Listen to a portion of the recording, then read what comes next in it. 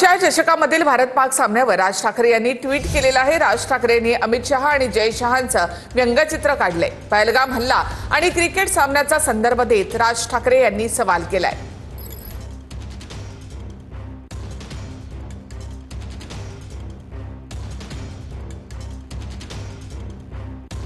तर भारत पाक सामना या संदर्भात राज ठाकरे यांनी हे व्यंगचित्र रेखाटलेलं आहे।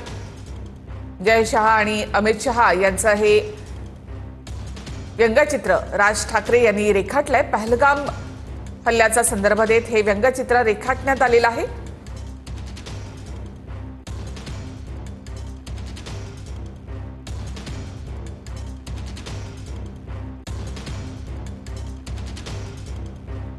व्यंगचित्रकार आपली कला कशी दाखवू शकतो। मी तर सांस्कृतिक कार्यमंत्री आहे, प्रत्येक कलेचा आदर केला पाहिजे ही माझी भावना आहे।